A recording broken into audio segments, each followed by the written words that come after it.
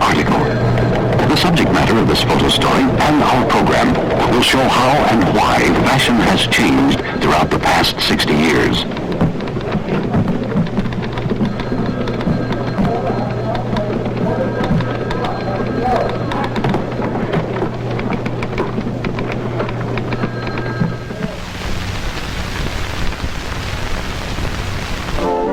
Presently in discussion during the initial planning and research stage is the fashion editor, responsible for the entire story presentation. The art director, who will oversee and direct all visual requirements such as photographic composition, artwork, and layout. The features editor, responsible for the content of the story. And the researcher, who will hunt out and compile all the necessary facts and pictures from books, films, photographic collections, and archives.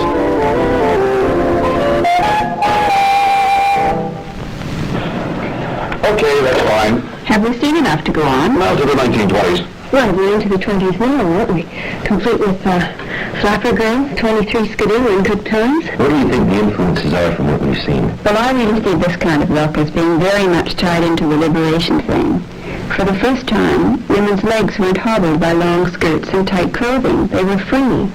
And not only that, they were also free from the cosmetic taboo.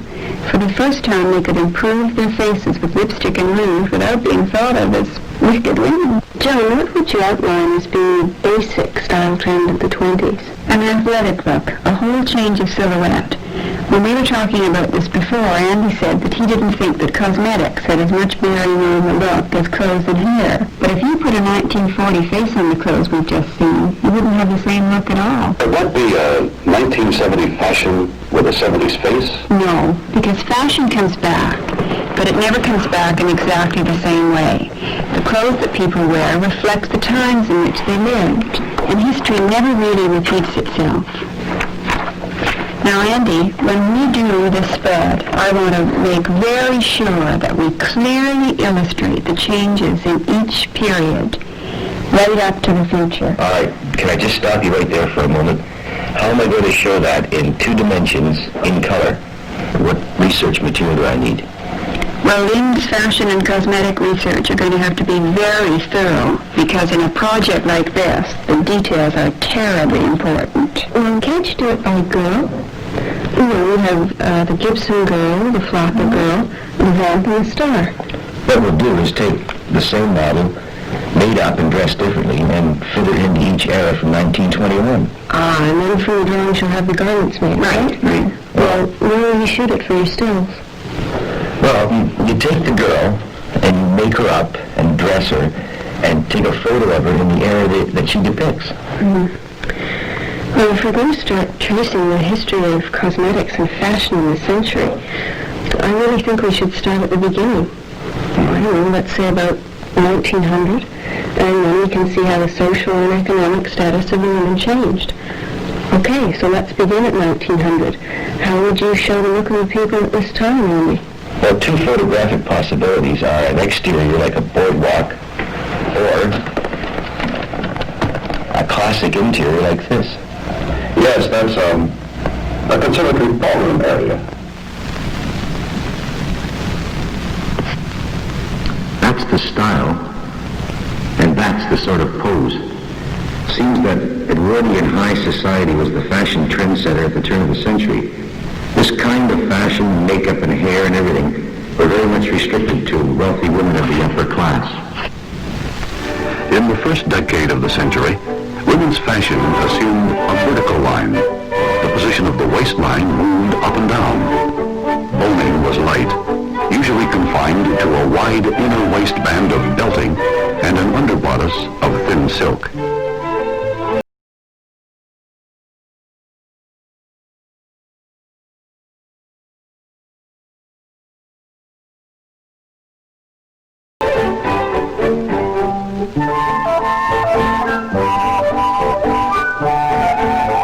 Women joining men as active participants in various sports looked for and found more functional wear.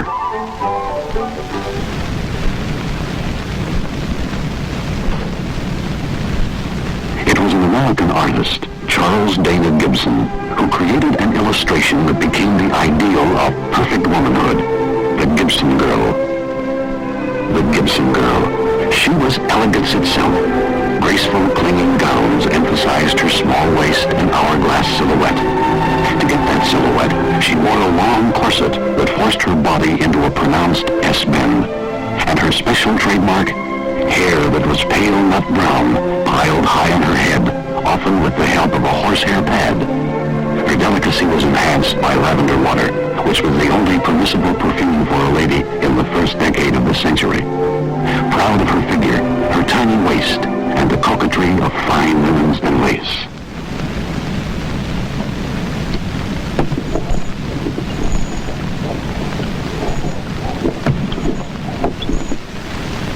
When did cosmetics first come on the scene, in the commercial sense? I mean cosmetics that weren't the homemade variety. Not until the films. Really, not until the movies became popular entertainment for all classes.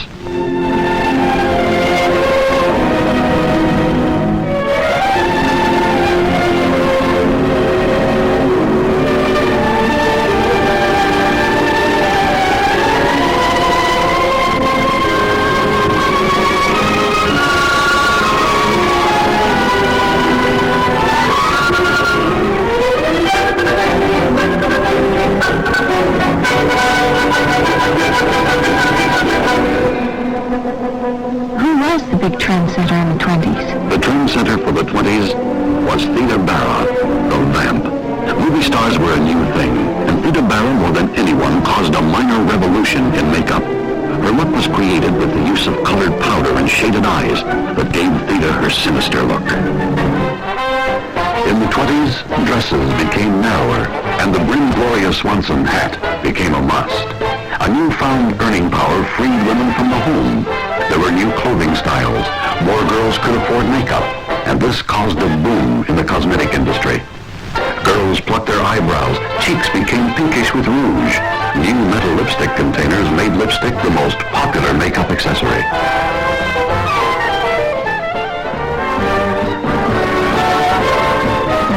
Here's our present-day model made up and wardrobe to illustrate the period for the magazine article.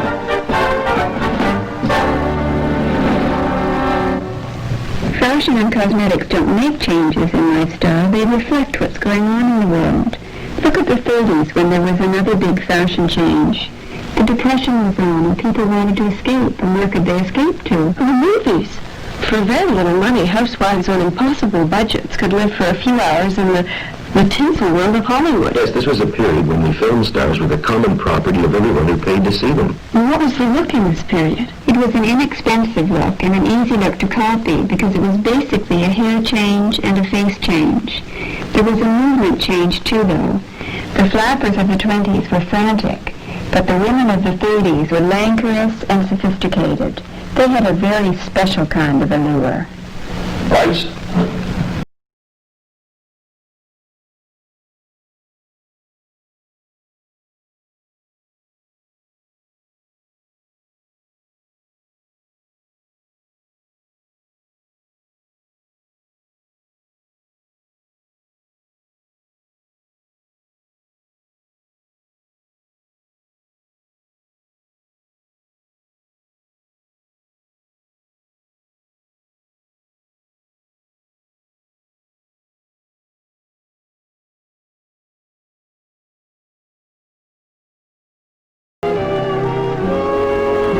Garbo wore her hair as she wished, and thousands of women copied it.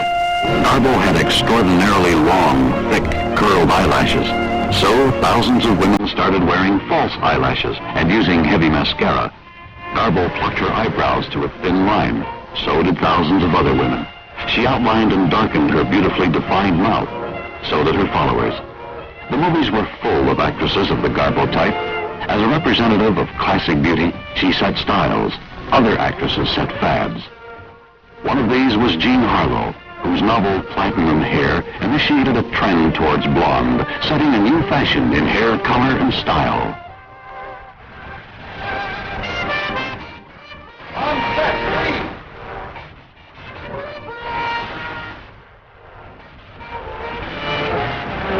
On set, please.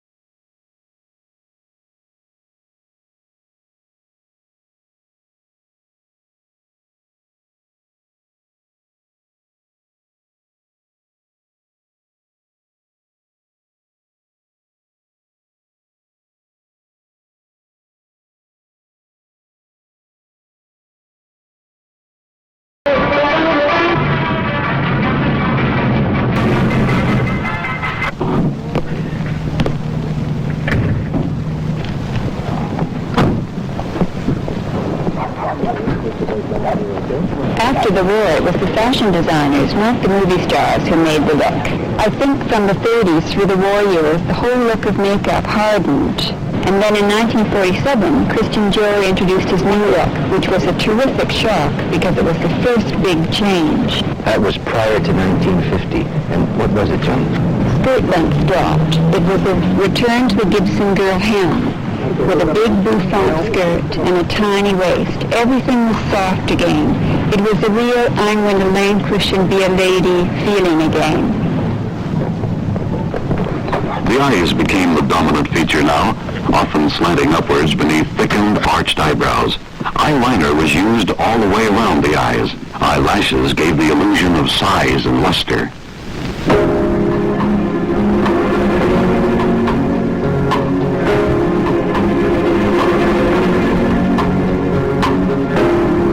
Don't let the sun catch you crying. The 60s were an era of extremes. It was a time when anything went, breaking rules in fashion, arts, and music. A world of youth and change. The 60s went extreme in fashion and makeup, as well as everything else. The eyes became highlighted with that heavy black outline. Eyeshadow was stark, and long, thick, false eyelashes completed the look.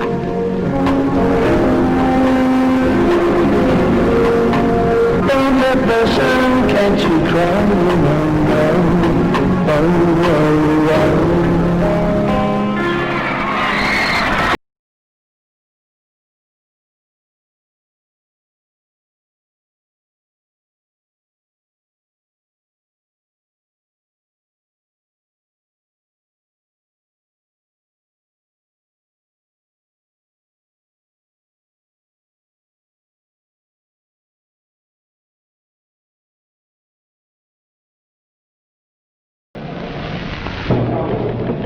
Hairstyles, fashions, makeup.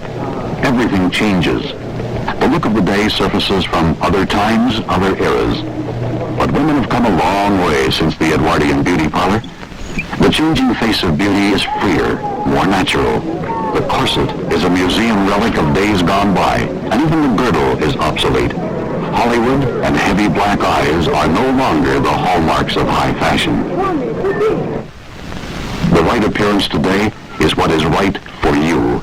Today there is a softness, a restraint, a gentleness that speaks of a new elegance in fashion. But people are more themselves today, not bound by the dictates of fashion. Individualism, a simple, fresh, and natural look, where good taste and a sense of style are expressions that remain with you irrespective of time or place. There's a new kind of woman today who's not buying the old versions of health, wealth, and happiness. In keeping with a new sense of independence, today's girl is her own person, inside and out. She knows what is right for her and acts accordingly. Our next entry is number 9, Tehran, written by Sydney Garden. 11 on deck, 7 be ready.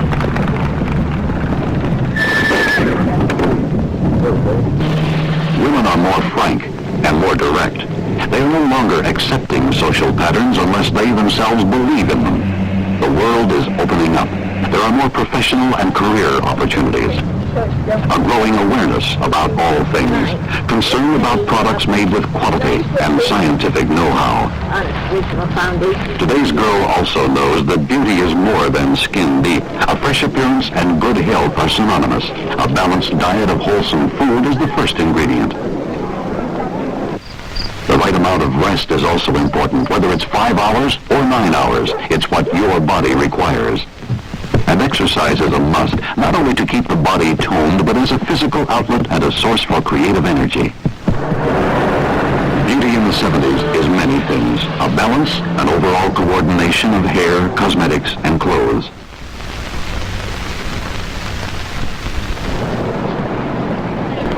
Makeup today is more individualized. There is no one correct look, but certain beauty rules never change. As our model prepares for the contemporary fashion picture, she adheres to the rule, a clean skin is always the right start. Skin care can be made easier by the use of a modern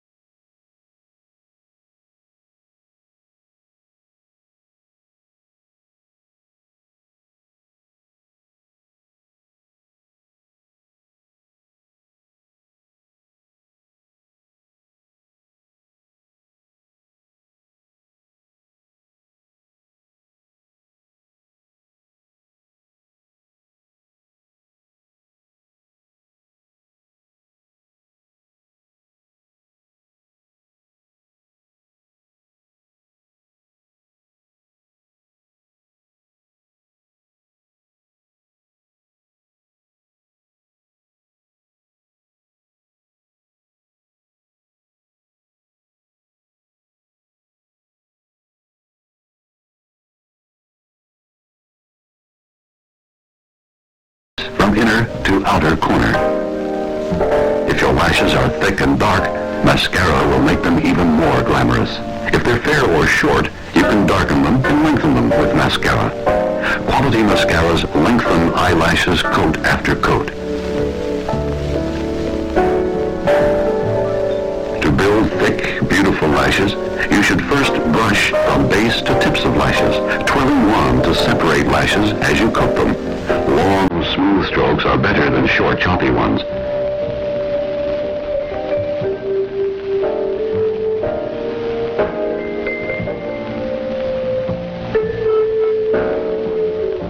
And don't forget the bottom lashes. For an extra lush look, coat tops of lashes first, then brush up from underneath.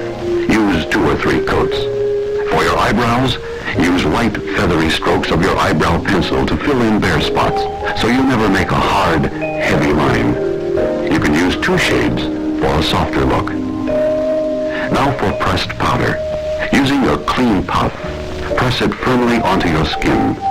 First across the forehead, then down the nose, lips, and cheeks. It's also ideal for touch-ups whenever needed. The secret in makeup is to get a smooth, natural look. To achieve it, you need a final, light, soft powder. Yesterday's girl would use rouge. Today's look is more subtle. Brush on, brush lightly over the face, gives a soft, natural finish. Use brush on to highlight a good feature or to play down the flaw.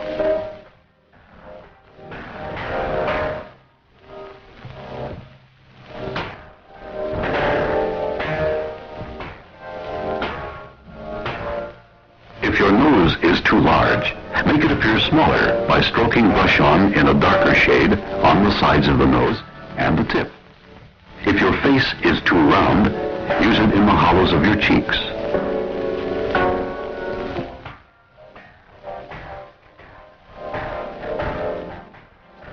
A few strokes of brush on along the jawline softens a too square look. Next is lipstick. Lipstick comes in conventional tubes and in pots. Your mouth will look prettier and your lipstick will last longer if you use a lipstick brush. Working in from the corners towards the center, outline both lips. Now fill in with vertical strokes. Want to make your mouth look smaller? Draw the outline inside your natural lip line.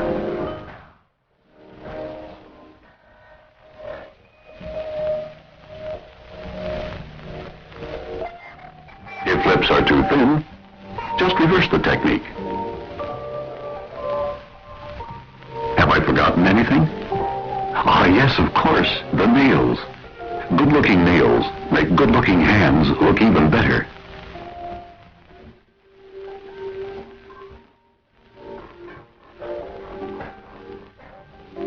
To apply nail polish, first clean and manicure the nails. Paint on 2 or 3 coats. Allow each coat to dry thoroughly.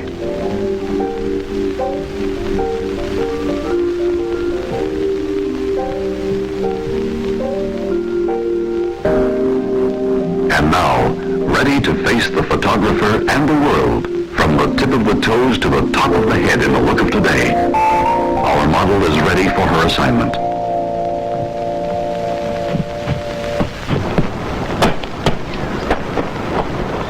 We're going to follow along beside you in the camera truck and then pull ahead of you so that we can get some head-on shots. So just keep pedaling until we stop, okay? The look of the 70s is natural. It's independent, reflecting the lifestyle of women who wear it. In choosing makeup and skincare cosmetics, be sure to choose those made by a reliable company you can trust.